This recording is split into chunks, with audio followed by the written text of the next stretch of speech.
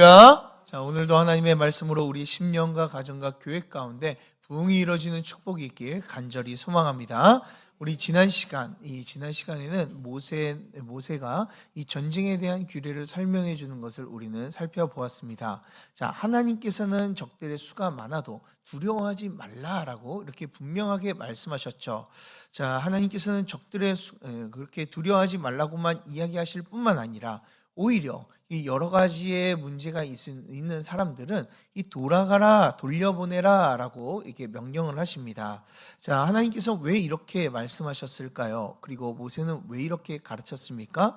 바로 하나님께서 그들을 대신하여서 싸우실 것을 그들은 믿고 있기 때문에 그 싸움에서는 가장 중요한 것은 하나님이 함께 하시느냐, 함께 하지 않느냐, 하나님께서 우리를 위해서 싸우시느냐, 싸우지 않느냐가 중요하다라는 것을 알기 때문에 이 두려워하지 말라. 그러면서 사람들을 보내도 우리는 괜찮다라고 이 고백을 하는 것이죠. 자, 또한 하나님께서는 약속하신 땅이 아닌 곳에서 전쟁을 하면 그곳에 있는 이 노략물들, 이 여자나 이제 아이들, 그리고 가축들을 다 죽이지 말고 받아두라라고 말씀하셨습니다. 그러나 하나님이 약속하신 땅, 이 가나안 땅에서 전쟁을 하게 되어서 승리를 하게 되면 그 모든 것들 남녀노소 가리지 않고 모두 다 진멸하라라고 말씀하셨죠.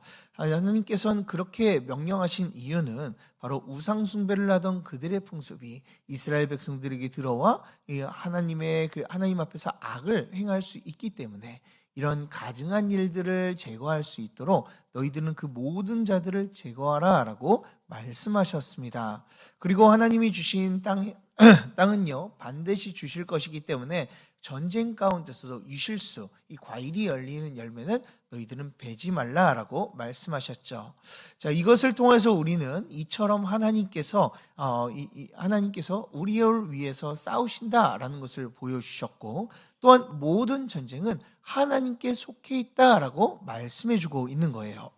그렇게 우리는요 오직 하나님만을 더욱더 따르며 하나님만을 섬겨야 될 줄 믿으시길 바랍니다. 그러니 사랑하는 여러분, 우리가 이 험난한 세상 가운데서 살아갈 때 정말 우리가 의지해야 될 것은 하나님밖에 없는 거예요.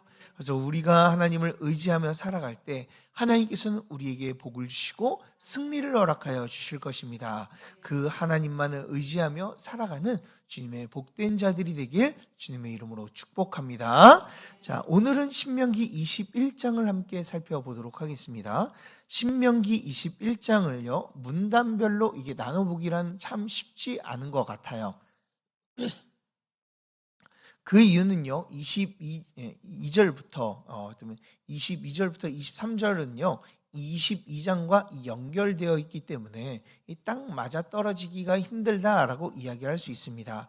그렇기에 오늘은요 21절까지만 오늘 말씀을 좀 살펴보도록 하겠습니다. 자, 오늘 말씀을 나눠보면 세 가지로 나눌 수 있는데요. 1절부터 9절까지 살인사건에 대해서 나오고 있습니다. 그리고 그 살인사건에 대해서 이 용의자를 모를 때 어떻게 해야 되는지를 알려주고 계시죠. 그리고 10절부터 14절까지는 이 포로된 여자를 아내로 삼고 싶을 때 어떻게 해야 되는지를 알려주고 계십니다. 그리고 15절부터 21절까지는 이 자녀에 대한 법들을 이제 말씀해주고 계시죠. 상속자를 결정하는 일과 말을 듣지 않는 아들을 어떻게 해야 되는지를 이제 알려주고 계세요. 자, 오늘 말씀을 보면 서로 연관이 없어 보이지만 사실 인간의 존엄성과 이 생명에 대해서 밀접한 관계를 이제 설명해주고 있습니다. 자, 그래서 오늘 말씀의 주제는 존엄성이라고 우리는 정해볼 수가 있을 것 같아요. 자, 그럼 말씀을 한번 좀 보면서 어떻게 존엄성을 이야기를 하고 계시는지를 우리 한번 살펴보겠습니다. 자, 1절을 보면요. 하나님께서 내게 주어 차지하게 하신 땅이라고 이렇게 나오고 있습니다. 즉 하나님께서 주신 땅, 가나안 땅을 점령한 후에 대해서 하나님께서는 말씀해 주고 계신 것이죠. 하나님이 약속하시고 하나님이 주신 그 땅에는요 원인을 알 수 없는 이 피살 사건이 발생할 수도 있다라고 말씀하고 있죠. 자, 살인 사건이지만 누가 죽였는지를 알지를 못하는 거예요. 자, 그럴 때 어떻게 해야 되는가를 말씀해 주고 계시죠. 자, 이 시대에 이런 내용이 필요한 이유는 이 시대에는 지금과 달리 이 과학적인 문명이 발달되지 않았습니다. CCTV도 없고요. DNA 검사도 없고요. 그것을 범인들을 도출할 만한 큰 것들이 없습니다. 현실적으로 살인이 일어나면요, 누가 죽였는지, 누가 용의자인지를 그들은 알 수가 없었죠.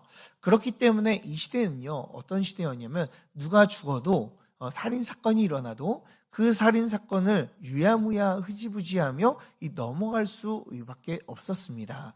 자, 그러나 하나님께서는 그런 이제 흐지부지하게 넘어가는 이런 사건들을 그냥 넘어가서는 안 된다라고 우리에게 말씀해 주고 계신 거예요. 자, 어떻게 보면 인간의 이 존엄성이라는 거는, 그리고 인간의 생명을 귀중하게 여긴다는 거는 그들에게는 보여지지 않는데, 그런 시대 가운데 하나님께서는 인간의 생명과 존엄성이 이것을 통해서 얼마나 귀중하게 여기시는지를, 또한 귀중한지를 우리에게 말씀해 주고 계신 거예요. 자, 그래서 2절을 보면요, 누가 죽였는지 알지 못하면 어떻게 합니까? 장로들과 재판장들이 함께 모여 그것을 살펴봅니다. 그래도 그들이 제대로 알 수 없으면 먼저 그 피살된 곳에 이 사방으로 이 원근을 잽니다. 자, 원근을 재는 이유는 단 하나예요. 가까운 성읍의 장로가 누구인지를 이제 알아보는 것이죠. 그리고 그 가까운 성읍에 있는 장로가 발견되시면은 그 장로들을 3절 마지막 부분을 보면은 부리지 않고 멍에를 매지 아니한 이 암송아지를 취하여서 이제 가져갑니다. 자, 아무것도 모르는 송아지, 즉 이 흠없고 깨끗한 송아지를 취하라라고 말씀하고 있는 것이죠. 그리고 물이 흐르고 계속 흐르고 갈지도 않고 씨를 뿌리지도 않고 농작을 하지도 않는 이 골짜기에 이 송아지를 가까운 성읍의 장로가 끌고 가서 그 송아지의 목을요 비틀어 가지고 꺾어서 죽입니다. 자, 왜 이렇게 죽일까요? 자, 그 죽이는 이유는 단 하나예요. 살인자들의 죄를 대신 지고 이 송아지가 죽게 되는 것이죠. 자, 그것을 통하여 이 송아지가 대속을 하게 되는 겁니다. 그리고 그 송아지 위에서요, 장로들은 손을 씻고 하나님, 우리 가운데 있는 죄를 용서하여 주시옵소서, 이 이스라엘 죄를 사하여 주시옵소서라고 하며 이제 손을 씻는 거예요. 자, 그럼 그들의 이 피 흘린 죄가 사해질 것이다 라고 하나님께서 말씀해 주고 계시죠. 자, 이것을 통해서 하나님께서는 두 가지를 이들에게 보여주고 계신 거예요. 하나님의 땅에서는 그 어떠한 죄도 있을 수 없다라는 것을 우리에게 말씀해 주고 있는 것이죠. 자, 8절과 9절에서 그래서 계속해서 이야기하는 것이 뭐예요? 이 죄에 대해서 이야기를 하고 있습니다. 자, 8절 중반부를 보면요, 무죄한 피를 머물러 두지 마옵소서. 즉, 이 무죄한 피를 흘림을 통하여 그들이 가지고 있는 이 죄를 머물러 두지 말라라고 고백을 하죠. 자, 그럼 그 피 흘린 죄가 어떻게 해요? 사함을 받을 것이다 라고 말씀하고 있죠. 자, 9절에서도 똑같이 얘기합니다. 정직한 일을 행하여 무죄한 자의 피를 흘린 죄를 너희 중에 제할지니라 라고 이야기하는 거예요. 자, 살인자가 있으면은 그 살인자가 벌을 받아야지 그 죄가 사해지게 되는 것이죠. 그런데 살인자가 누군지를 모릅니다. 그렇다면 그 죄는요, 여전히 그들 가운데 남아있는 거예요. 그렇기 때문에 하나님께서는 그 죄를요, 그 송아지를 대속함을 통하여 제거하라 라고 말씀하고 있는 것이죠. 자, 이것을 통하여 하나님의 나라가 어떤 나라라는 것을 보여주고 있어요. 하나님이 주신 나라는요, 하나님이 다스리는 나라이기 때문에 하나님의 거룩함을 닮은 나라예요. 그렇기 때문에 그 출처를 알지 못하고 이것을 여전히 우리 가운데 남아있는 죄도요, 모두 다 죄라도 이 하나님 앞에 용납받을 수 없다라고 말씀해 주고 있는 것이죠. 그래서 하나님께서는 우리에게 이 하나님의 나라를 주기 위해서, 자, 우리의 작은 죄도 용납하지 못한다라는 것을 알려주시고 그 죄까지 사해야 된다라고 이들에게 말씀해주고 계신 거예요. 자, 그 죄를 사하기 위해서, 우리의 모든 죄를 사하기 위해서 아무것도 모르는 송아지와 같은 이 흠없는 예수 그리스도를 우리에게 주신 줄 믿으시길 바랍니다. 자, 하나님께서는 우리에게 예수 그리스도를 우리에게 허락하여 주셨어요. 그리고 그 은혜로 우리가요, 하나님의 나라를 소유할 수 있게 되고 그 안에 거할 수 있게 되는 것이죠.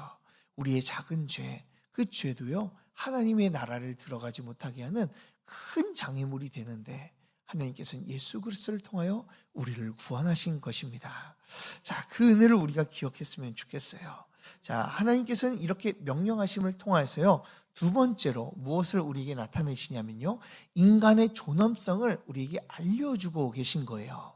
자, 죄를 대신하는 대속물을 통해서 하나님께서는 인간의 생명이 얼마나 존귀한지를 알려주고 계신 거예요. 자, 사랑하는 여러분, 우리는요, 어떤 자들입니까? 예수 그리스도의 핏값으로 죽어 산 자들입니다. 그렇기 때문에 우리는요, 어떤 존재예요? 그 존재만으로도 가치 있고 소중한 존재인 것이죠. 그런데 이 시대는 어떻습니까? 사람이 죽어도요, 잘 그것이 해결되지 못한다면 그것을 내버려 두었어요. 인간에 대한 존엄성이나 이런 것들에 대해서는 별로 생각을 하지 않았던 것이죠. 자, 그러나 하나님께서는 이렇게 그들의 죄를 사하라라고 명령을 하시면서 우리의 존재가 이 생명의 죽음이 얼마나 가치 있고 우리들이 소중한 존재라는 것을 우리에게 나타내고 있는 것이죠. 그렇기 때문에 우리는요, 하나님의 형상이고 또한 예수 그리스도의 핏값으로 산 자들이기에 우린 존중받아야 마땅한 존재이고 아주 가치 있는 존재임을 믿으시길 바랍니다. 그래서 우리는 어떻게 해야 돼요? 서로 존중해주며 귀하게 여겨야 되는 거예요. 때때로는 교회를 보면요, 좀 가슴 아픈 부분들이 있습니다. 친한 사람은요, 서로 존중하기를 너무나 힘써요. 그런데 친하지 않거나 나를 미워하는 사람들은요, 어떻게 합니까? 그들을 존중하고 가치 있고 하나님의 그 귀한 형상으로 봐야 되는데 그렇게 보지 않고 나와 적대한다는 것만으로 멸시하고 무시하고 그 사람들을 욕하는 모습들을 우리는 보게 되죠. 그러나 하나님께서는 이 말씀을 통해서 우리에게 말씀해 주는 거예요. 자, 하나님께서는 이렇게 대속물을 드릴 정도로 이 죄를 멀리하고 그 핏값으로 죽어서 한 우리들은 바로 하나님의 귀한 백성이라는 것을 우리에게 말씀해 주고 있습니다. 사랑하는 여러분, 우리 모두가 서로 귀히 여기며 하나님의 존귀하고 가치 있는 자로 여기며 하나님의 나라를 세워가는 자들이 되길 주님의 이름으로 축복합니다. 자, 10절을 보면요, 또한 그 존엄성에 대한 내용이 나오고 있습니다. 자, 10절을 보면 여자 포로에 대한 이 내용이 나오고 있어요. 자, 10절을 보면 하나님께서 그들을 내 손에 넘기셨다라는 것은 이 전쟁에서 승리케 하셨다라고 말씀해주고 있는 것이죠. 자, 그런데 11절을 보면 포로 중에 아리따운 여자를 보고 반하게 되어 아내를 삼고자 할 때라고 이야기를 합니다. 제가 이것을 보면서 예나 지금이나 남자들은 예쁜 여자를 좋아하는구나 라는 것을 깨달았어요. 자, 그렇게 사랑에 빠져서 아내를 삼고자 하면 어떻게 됩니까? 그 포로 여자를요, 집으로 데리고 옵니다. 자, 그리고 그 여자를요, 머리털을 밀고 손톱을 자르고 포로의 의복을 이제 외투를 벗기게 되는 것이죠. 자, 이것은 무엇을 뜻하냐면은 그 전에 있던 그 여자가 가지고 있는 그 모든 것들을 버리게 하는 거예요. 자, 그리고 이 새롭게 시작하게 만드는 것이죠. 그리고 그 다음에는 무엇을 해요? 집에서 부모님을 위해 한 달 동안 애곡하게 합니다. 자, 그녀가 포로이지만 그녀가 이 부모님에 대한 충분한 애도 시간을 가지게 하라라고 명령을 하고 있는 것이죠.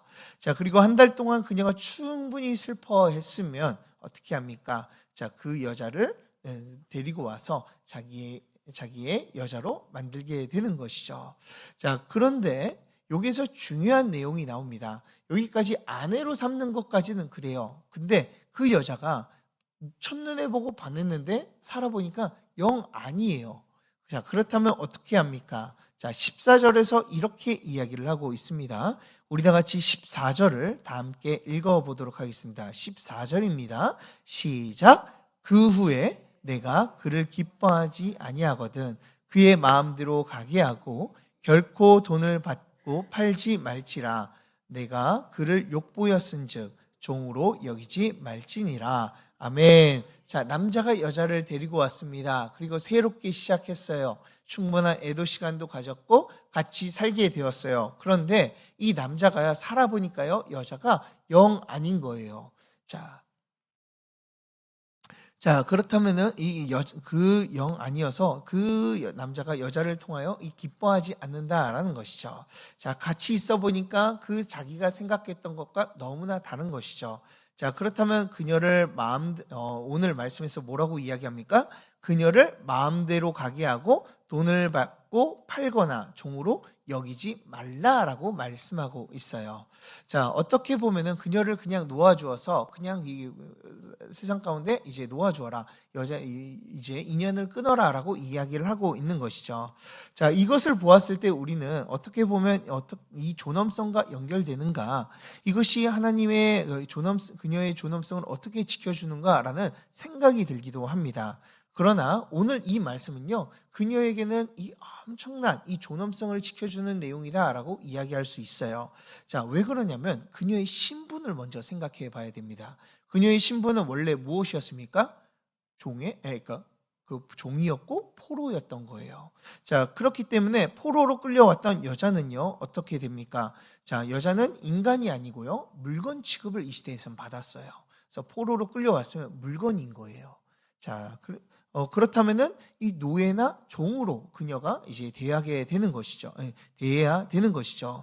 그런데 그렇기 때문에 이제 마음에 들지 않으면 다른 자들에게 이 여자는요, 아무데나 팔려갈 수 있는 그런 물건이었습니다. 자, 그러나 하나님께서는 그녀를요, 그렇게 행동하지 말라라고 말씀하고 있는 거예요. 그녀를 종이나 노예와 같은 물건으로 여기지 말고 똑같은 사람으로 너희들은 취급해 주어라 라고 말씀해 주고 있는 것이죠. 즉, 하나님께서는 포로도 하나님의 형상을 닮은 사람이니 그것을 따라 그녀를 존귀하게 여겨라 라고 말씀하고 있는 겁니다. 만약 남자가 기뻐하지 못합니다. 그러면 어떻게 됩니까?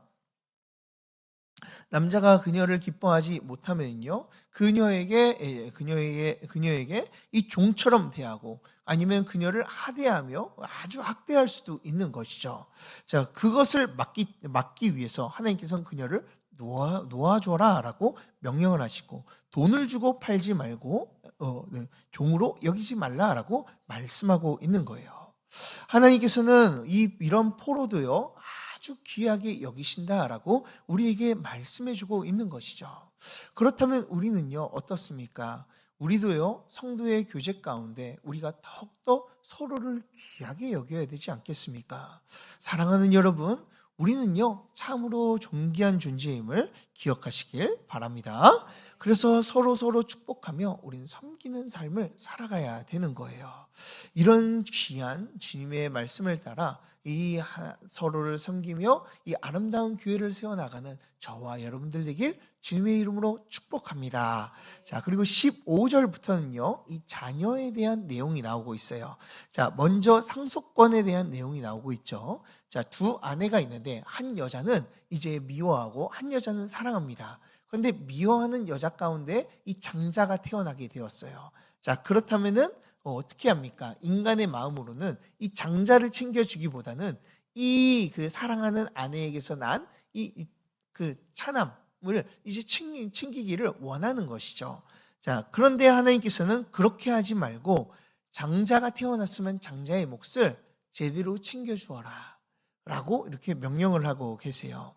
자, 지금 그 자신의 감정 때문에 자녀에게 불합리하게 대하지 말라. 그 자녀를 존중해줘라 라고 말씀해주고 있는 것이죠. 그리고 18절부터도요, 이 패역한 아들에 대해서 이야기를 하고 있습니다. 자, 패역한이라는 단어는요, 이 권위에 반항하고 저항하는 것을 이야기하고 있는 것이죠. 즉, 부모님의 말씀을요, 이야기했음에도 불구하고 그 말씀에 반항하고 저항하는 이 아이들을 놓고 이제 이야기를 하는 겁니다. 자, 이러한 자녀들은 어떤 자녀들입니까? 20절을 보면요. 그냥 내가 말하는 것을 안 듣는 자녀가 아니라 20절을 보면 어떤 자녀예요? 방탕하여 술에 잠긴 자라고 말씀하고 있어요. 자, 즉 이 자녀가요. 그냥 부모님이 야 이거 해라 심부름 해라 라고 했는데 아 나 그거 하기 싫어요 라고 이야기한 이 자녀가 아니라 방탕을 하여서 이 하나님이 주신 그 시간을 제대로 사용하지 못하고 술에 빠져가지고 이 인생을 흥청망청 보내는 자들을 이야기하고 있는 것이죠. 자, 방탕하게 살아가는 이 자녀들, 일하지도 않고 말도 듣지 않는 자녀들이에요. 그런 자녀들에게요, 여러 번 경고를 하고 징계까지 했는데 말을 듣지 않으면 어떻게 하라고 이야기합니까? 그런 자녀를 성문에 끌고 갑니다. 자, 성문이라는 것은 재판을 하는 자리인데요. 그것에서 재판하는 장로들에게 이 자녀를 끌고 가서 이 자초지정을 얘기하고 그리고 그 사람들이 그 이야기를 듣고 모두 돌로 쳐서 그 자녀를 죽이라라고 말씀하고 있습니다. 자, 이것을 보았을 때 하나님께서는 좀 무자비한 것 같아요. 어떻게 자녀를 죽이라고 이야기한다니요. 지금 속마음 속에 우리 자녀를 데리고 가야 되나? 라고 이렇게 생각하시는 분도 있을 수도 있습니다. 자, 그러나 오늘 이 말씀을요, 사실 의미를 생각해 봐야 되는 거예요. 자, 어떻게 부모가 자기 자녀를 돌로 쳐 죽이라고 데려갈 수가 있겠습니까? 자, 말을 듣지 않는다 하더라도 그 누구가 자기의 자녀를요, 돌로 쳐 죽일 수 있는 상황에 놓이게 하지는 않을 거예요.